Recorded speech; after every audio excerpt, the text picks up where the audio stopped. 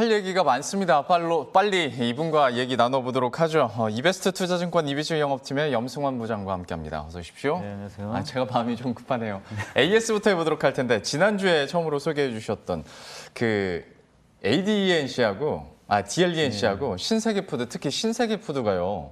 소개해 주신 그날부터 반응이 와가지고 이거 좋으면서도 당황스럽기도 하고 좀 그렇습니다. 이거 좀 전략 어떻게 업데이트 시켜볼 수 있을까요? 그러니까 그게 사실 이제 제가 말씀드렸던 이제 포인트는 그 보고서에도 나와 있지만 그 이제 노브랜드 버거 있잖아요. 네. 그걸 이제 확정하기 때문에 당연히 거기 이제 매출액이 올해 어떻게 보면 하반기부터 늘어날 것으로 보고 어차피 식자재 기업들이 못 갔기 때문에 가격이 쌌거든요. 그런 관점인데 갑자기 좀 올라갔던 또 배경 중에 하나가 삼성그룹에서 이 신세계 푸드를 아마 그 단체급식 쪽으로 선정을 한 것 같더라고요. 그날 뉴스가 나왔어요. 네, 나와버렸어요. 네. 공교롭게도 네. 저는 전혀 몰랐습니다. 참고로 당연히 알면 안 되는 거고. 그렇죠. 네. 네.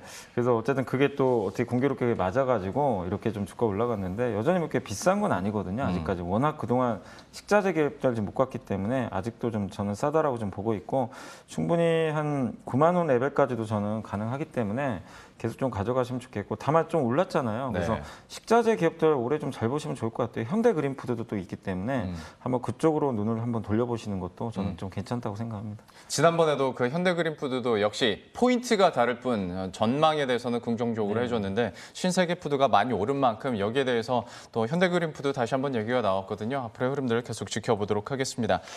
그러면 AS는 뭐 이 정도로 마무리 짓고요. 개장 전 필수 체크 포인트들 하나하나 살펴보도록 하겠습니다. 화면 통해서 확인해 보도록 하죠.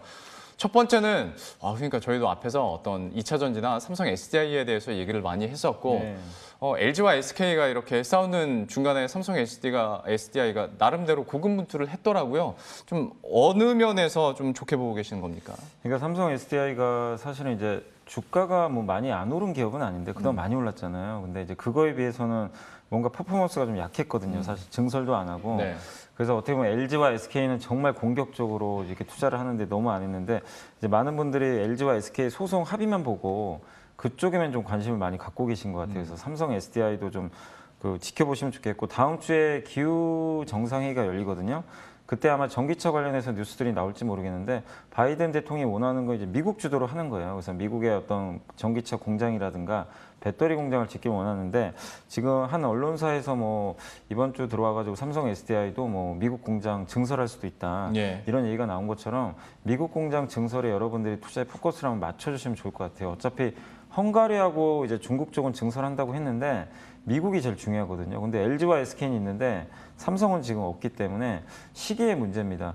그래서 저도 이제 여기저기 애널리스트 분들한테 한번 물어봤어요. 물어봤더니만 이제 2025년 정도부터는 미국의 이제 배터리나 아니면 전기차 공장이 없는 상태에서 만약에 이걸 생산을 하게 됐을 때는 그 세금 혜택을 전혀 못 받는다고 합니다. 그렇게 보면 지금부터 증설을 해야만 이게 테스트도 해야 되잖아요. 네. 한 2년 정도. 그럼 2025년 돼야 가동이 들어가거든요. 정상적으로. 그렇게 보면 지금 올해 늦어도 하반기에는 공장이 건설이 돼야 될 것 같아요. 그래서 저는 이게 시기의 문제. 마치 그 삼성전자 지금 반도체 공장 언제 하느냐 마느냐 네. 이거랑 좀 비슷한 개념으로 보시면 좀 좋을 것 같아서 말씀드리고 역시 삼성 SDI가 좋다면 거기에 밸류체인 기업들 사실 좀 소외 많이 받았던 뭐 업종들이 많은데 삼성 SDI 좀 밸류체인 기업 중에서 여러분이 다 하시는 그 에코프로 비행 같은 건 네. 말고 네, 좀 약간 이제 부품사 한번 좀 보시면 좋을 것 같아서 네, 오늘 말씀드려봤습니다. 어디가 있을까요? 아니 많이들 아실 거예요. 신흥 SEC라고 예. 그 각형 배터리 있잖아요. 네. 각형 배터리의 뚜껑입니다. 뚜껑 만드는 기업이고 이 기업도 좀 최근에 약간 반등은 했지만 절대적으로 쌉니다. PER이 지금 15배도 안 되기 때문에 전기차 관련 기업들 보통 PER 20배 넘거든요. 네. 넘잖아요. 그래서 그런 면에서 한번 여전히 좀 매력적인 좀 가격대에 있으니까 한번 포트에 편입해 보시면 좀 좋을 것 같습니다. 제가 항상 얘기하는 것 중에 하나가 두 사람 이상에게서 같은 의견이 나오면 이거 고민해 볼 법하다라는 얘기들을 자주 드리는데 저희가 절대 짠 게 아니라 연부장께서도 신흥 SEC 얘기를 해줬고 방금 전에 유창희 대표도 신흥 SEC를 얘기했거든요. 관심 있게 좀 지켜보시면 좋을 것 같습니다. 각형 배터리 기술력과 관련해서 삼성 SDI와 신흥 SEC까지 이렇게 살펴봤고요. 두 번째 개장 전 필수 체크 포인트 화면 통해서 함께 확인해 보시죠. 두 번째는 게임주 쪽으로 얘기를 해주셨는데 이것도 사실 지난해부터 말 그대로 뭐 시기의 문제였고 좀 이제 신작이 밀리다 보니까 지난해는 힘들었는데 이제 올해는 나온다고 하니까 근데 이것도 제가 반대편에서 한번 질문을 드려보자면 이게 3분기에 나올지 4분기에 나올지 이것도 사실 개인 투자자들한테는 네. 이건 불확실성이거든요. 게임주 좀 어떻게 보십니까? 사실 요새 게임주 제가 컴투스 NC소프트 정말 상담을 많이 받거든요. 네. 왜냐하면 출시는 임박했는데 주가가 지지부진해가지고. 그렇죠. 근데 사실 그 전에 미리 많이 올랐어요. 그 기대감 때문에. 그리고 이 두 기업은 컴투스가 4월 29일 날 이제 서머너즈와 100년 전쟁이 출시가 되고 NC소프트는 5월 달에 이제 블레이드 앤 소울 2가 출시가 확정이 됐어요. 그래서 지금 사전 예약을 하고 있고 그다음 뭐 캐릭터도 좀 생성 중이라고 하는데 이 두 기업은 사실은 좀 어느 정도 선반영은 됐다라고 좀 보시면 좋을 것 같아요. 그래서 지금 와가지고 이제 컴투스, NC소프트를 이제 며칠 안 남았으니까 산다. 이거는 바람직한 전략 같지는 않아요. 살려면 보통 2, 3개월 전부터 준비를 하셔가지고 네네. 그때는 기대치가 그렇게 크게 반영이 안 되기 때문에 주가가 눌려 있거든요. 네. 그럴 때 사시는 게 좀 좋을 것 같고 그리고 이제 두 가지 게임이 더 남았어요. 그러니까 뭐 대형 회사들이죠. 카카오 게임즈와 펄어비스가 남아 있는데 카카오 게임즈는 그 6월경에 이거는 아직 미정입니다. 그러니까 지금 사전 예약을 이제 다음 주부터 들어갈 텐데 오딘 바랄라 라이징이라는 이제 신작 게임이 출시가 되고 펄어비스는 4분기 한 연말 정도로 예상하는데 검은 사막 말고 이제 붉은 사막이라고. 이거 바라보고 가는 거죠. 뭐. 예, 그래서 주가 사실 좀 오르긴 올랐어요. 네. 근데 이제 액면 분할로 이제 다시 거래가 재개될 텐데 제가 여기서 좀 포커스를 좀 맞추고 싶은 종목은 저는 이제 카카오 게임즈 좀 맞춰보고 싶습니다. 왜냐하면 이제 카카오 게임즈도 개인 투자자분들 정말 좋아하시더라고요. 앞에 네. 이제 카카오가 붙어서 네네. 그런지 몰라도 되게 좋아하시고 원래 게임을 개발하는 회사는 아니고 그 유통하는 회사예요. 네. 이게 퍼블리셔라고 하는데 이번에도 그 이제 오딘 바랄라 라이징을 이제 유통을 하는 이제 퍼블리셔 계약을 좀 맺었고 이게 제가 뭐 동영상도 보고 했는데 굉장히 좀 좀 흥행할 가능성이 높더라고요. 뭐 우리 흔히 말하는 MMORPG의 감성을 많이 담은 게임으로 좀 알려져 있는데 물론 이게 또 실패하면 카카오 게임즈 주가에 큰 데미지가 되겠지만 분명히 좀 좋은 결과 있지 않을까 싶고 그리고 6월까지면 아직 좀 시간이 남아 있잖아요. 네. 근데 주가가 그때 전환사채 발행하면서 좀 많이 눌려 있었어요. 거기다 좀 올라가는데 일단은 지금 뭐 투자를 좀 하신다면 카카오 게임즈가 제가 제일 유리하고 좀 더 시계를 멀리 보면 펄어비스도 유리하겠지만 네. 지금 현재 국면에서는 카카오 게임즈 한번 관심 가져보시면 좋을 것 같습니다. 그러면 이것만 짧게 추가로 질문을 한번 드려볼게요. 그러니까 의견은 다양할 수 있는 거니까 카카오 게임즈에 대해서 싫어하시는 분들은 야 여기는 게임 만드는 데가 아니야. 그냥 플랫폼으로서 그렇게 탄력 못 받을 거야 라고 얘기하시는 분들도 있더라고요. 네.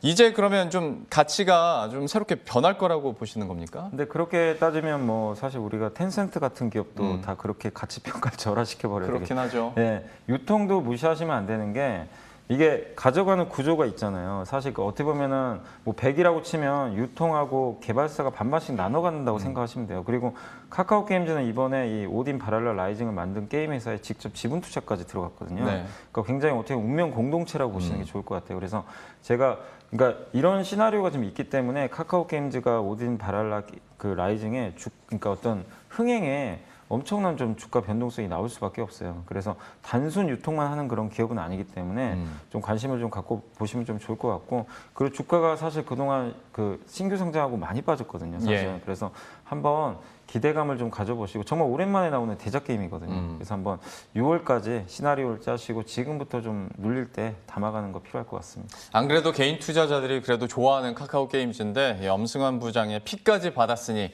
앞으로의 흐름들도 기대감 가지고 지켜보도록 하겠고요.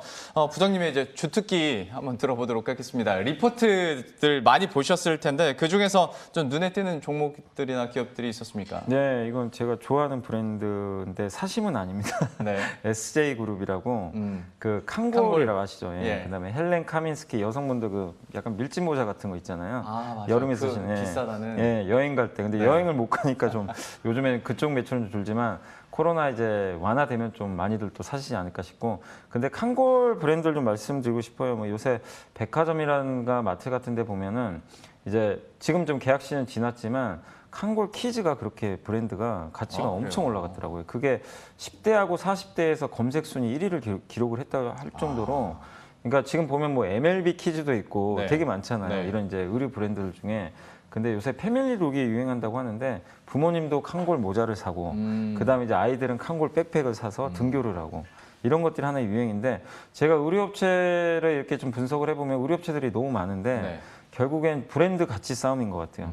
그러니까 FNF가 잘 나가는 거는 MLB가 있거든요. 네. 거기에 또 뒤에 중국 사람들이 워낙 선호하는 거고, 그다음 더 네이처홀딩스는 그 내셔널 지오그래픽 브랜드를 달고 네. 패딩 같은 거 판매해서 매출이 늘어났는데, 역시 SJ그룹도 마찬가지입니다. 칸골 브랜드라는 이 브랜드 가치를 무시할 수가 없어요. 그렇기 때문에 좀 관심을 좀 가져보시면 좀 좋을 것 같고, 주가도 그렇게 비싼 편은 아닙니다. 좀 오르긴 했다 하더라도 여전히 위쪽이 좀 많이 열려 있는 그런 상황이고, 올해 그리고 더욱더 그 하반기로 갈수록 매출액은 좀 늘어날 가능성이 있습니다. 왜냐하면 이제 코로나19가 좀 완화되면 더욱더 야외 활동을 할 수가 있기 때문에 모자 같은 주력 제품들 판매가 저는 더 늘어날 수 있다고 좀 보고 있거든요. 그래서 SJ그룹 한번 관심 있게 보시고, 일단 가격 전략은 목표가는 28,000원, 손절가는 일단 21,000원 잡고 조금 이렇게 눌러줄 때 좀 편입을 해보시면 좋을 것 같습니다. 그 칸골 하면 호주 브랜드로 알고 계신 분들이 은근히 있더라고요. 네. 근데 이제 국내 브랜드라는 점, 그리고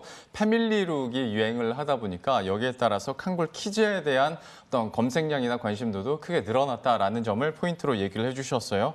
SJ그룹에 대해서 목표 주가 28,000원과 손절가 21,000원으로 가격 전략도 이렇게 정리하도록 하겠고요.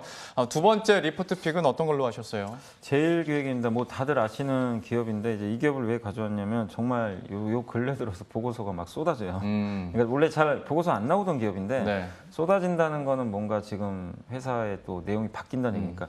제가 신세계푸드도 저번에 말씀드린 이유가 거의 보고서가 안 나오던 기업이었어요. 맞아요. 그때도 그 말씀하셨어요. 근데 갑자기 세 군데서 보고서가 나와버렸고, 제일기획도 근데 그냥 평범한 보고서가 많이 나오는 건 의미가 없는데, 이 제일기획의 목표 주가까지 상향할 정도로 긍정적인 톤으로 좀 바뀌는 것 같아서 좀 소개를 해드리고 싶고요. 일단 이제 이번 1분기 실적은 되게 좋을 수밖에 없는 게, 그 갤럭시 S21이 생각보다 빨리 출시가 됐잖아요. 네. 근데 이제 빨리 출시돼서 뭐 효과가 있을 수도 있지만 판매가 되게 잘 됐습니다. 예상보다. 특히 애플의 본고장인 미국에서도 2월 달에 애플을 이겨버렸거든요. 그런 정도로 갤럭시 S21이 흥행에 성공을 했고, 그래서 그 어떻게 보면 마케팅비가 많이 들어갔을 거 아닙니까? 그래서 이 제일기획이 그 수혜를 톡톡히 누릴 수밖에 없었고, 그 다음에 이제 그 삼성전자가 되게 다양한 제품들을 이제 계속 언팩 행사들을 하더라고요. 네. 또 이번 달 말에는 갤럭시 노트북인가요? 그것도 언팩 행사가 예정돼 있고, 그런 것들은 사실 다 대부분이 제일기획이 이제 앞에 나서서 할 수가 있기 때문에 저는 상당히 긍정적입니다. 그러니까 과거에는 노트북이나 아니면은 뭐 이런 중저가 폰을 언팩 행사를 한 적이 없어요. 근데 이제는 각 세그멘트별로 그냥 다 합니다. 네. 언팩 행사. 그러면 제일기획 입장에서 이건 되게 좋은 거죠. 매출액이 늘어나고, 그리고 하반기에는 노트가 안 나오지만 대신에 폴더블 폰 3종이 나올 텐데, 폴더블 폰 또 새롭게 도입되는 그런 기종이고, 마케팅을 그만큼 더 열심히 할 가능성이 높거든요. 그러면 하반기까지도 이게 열려 있고, 그리고 코로나19가 이제 완화가 된다면 광고주들이 더욱더 광고를 할 가능성이 높겠죠. 예전에 지금 이거 광고를 해야 되나, 이렇게 경기 안 좋은데, 이렇게 생각했던 광고주들이 광고 물량을 늘릴 수 있는데, 뭐 국내 최대 또 광고 기획사니까 예. 다양한 저는 수주를 좀 받을 수 있다고 생각합니다. 그리고 호주라든가 여러 군데에서 지금 뭐 사업들을 좀 많이 하고 있는 걸로 알고 있는데, 이 디지털과 관련해 가지고 온라인 그 광고 회사들도 몇 개 인수한 걸로 제가 알고 있어요. 그래서 오프라인만 하는 게 아니라 온라인으로도 많이 다변화돼 있는데, 실제로 작년도부터 이 온라인 쪽에서 이게 매출 방어가 나오면서 역성장 폭이 그렇게 크진 않습니다. 이 경쟁사들에 비해서는. 그래서 온라인 쪽으로도 비중이 늘어나면서 코로나19 시대에 또 잘 적응하고 있는 그런 광고 기획사이기 때문에 정말 편안하게 대응을 하셔도 좋을 것 같아요. 그리고 무엇보다 좀 장기 투자할 때 유리한 게 그 배당이잖아요. 예. 배당 성향이 이제 만약에 100억 원을 벌면 60억 정도를 배당으로 줄 정도로 배당 성향이 되게 높은 기업 중에 하나입니다. 그래서 배당 매력도 좀 충분히 있으니까 좀 이거는 너무 짧게 보지 마시고 중장기 투자 관점에서 한번 대응을 해보시면 좋을 것 같고요. 가격 전략은 일단 단기적으로는 한 26,000원 정도 잡아드리고요. 손절가는 한 2만 원 잡고 대응을 해주시면 좋겠습니다. 두 번째로 제일기획 얘기해 주셨는데, 이거는 그냥 제 개인적인 궁금증이어서 한번 여쭤보도록 하겠습니다. 요즘 들어서 이제 대형 디스플레이 광고가 늘어나다 보니까 제일기획도 뭐 수혜를 받을 수 있다라는 얘기도 있던데, 사실 예전에 제일기획의 또 수익성을 높일 수 있었던 게, 갤럭시 신제품이 나오면 이제 체험형 매장 막 가판 깔아놓고 그렇게 마케팅을 많이 했지 않습니까? 근데 코로나는 아직도 좀 심하다 보니까 이쪽으로는 기대하기는 아직도 좀 시간이 좀 필요하지 않을까. 그래서 주가도 뭐 시원하게 뭐 종거점을 못 뚫고 그리고 이전에도 좀 약간 횡보하지 않았나라는 생각도 좀 드는데 여기에 대한 리스크는 어느 정도로 보세요? 사실 그래서 사실 작년에 뭐 주가가 너무 부진했거든요. 네. 그런 이유들도 분명히 있기 때문에 그래서 저는 그거는 좀 충분히 선반영됐다고 생각하고 이제 앞으로가 중요하잖아요. 근데 오히려 이제 그런 악재들은 반영이 된 상태에서 우리가 분명히 하반기에는 조금 더 나은 모습들이 나올 수밖에 없다라고 좀 우리 생각하잖아요. 그러면 이제 하반기에 그러니까 노트 대신에 폴더블이 나올 텐데 그때 이제 앵커님 말씀대로 가판에서 또 행사도 할 수가 있는 거거든요. 그래서 모든 것들이 이제 코로나에서 조금씩 탈출을 한다면 제일기획 입장에서는 좀 나쁘지 않게 흘러갈 것 같고 설사 계속 이어져서 뭐 그걸 못한다 하더라도 아까 말씀드린 대로 온라인이 점점 비중이 늘어나거든요. 네. 그게 충분히 상쇄를 하고 있기 때문에 저는 괜찮다고 생각합니다. 그리고 계속 지금 이제 투자하실 때 많은 분들이 요새 중소형주들 잘 갔잖아요. 네. 근데 저는 좀 대형주 보셨으면 좋겠어요. 지금은. 정말요? 예, 아니 근데 다들 중소형주 얘기만 하니까 그래서 기억나세요? 저도 끝나고 시간이 약간 있길래 중소형주 어떻게 하냐고 아니, 물어보려고 이게 했는데 무슨 얘기냐면 1월 달에는 다 성장주 얘기만 하고 네. 3월 달에는 경기 민감주만 사래요. 예. 근데 저는 반대로 성장주 사라 그랬거든요. 제가 증인이긴 합니다. 예. 그리고 지금은 다 또 중소형주 얘기만 해요. 네. 갑자기. 근데 중소형주가 싸는 건 사도 되겠죠. 근데 중소형주들도 많이 올랐는데 보니까 삼성전자, 뭐 이런 제일기획, 뭐 이노션이라든가 대형주도 현대차도 지금 안 갑니다. 네. 그러니까 오히려 지금은 그쪽을 담아야 좀 다음 주에 편안히 수익 날 수 있지 않을까. 저는 그렇게 좀 보고 있습니다. 예. 그러니까 경기 민감주 한창 뜨거웠었을 때 그때 갑자기 제 프로그램 나와서 성장주 얘기를 하시길래 지금 맞나라는 생각이 들었는데 바로 그 시점부터 전 성장주에 대한 다시 한번 순환매도 많이 돌고 관심들이 높아졌었는데 지금은 중소형주 얘기만 하고 있기 때문에 다시 한번 대형주 보자라고 얘기를 해주셨거든요. 대형주 그리고 대장주들에 대한 어떤 기회 삼아서 여러분들도 투자 전략에 녹여내시면 좋을 것 같습니다.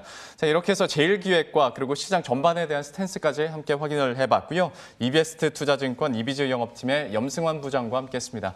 오늘 말씀 고맙습니다. 감사합니다.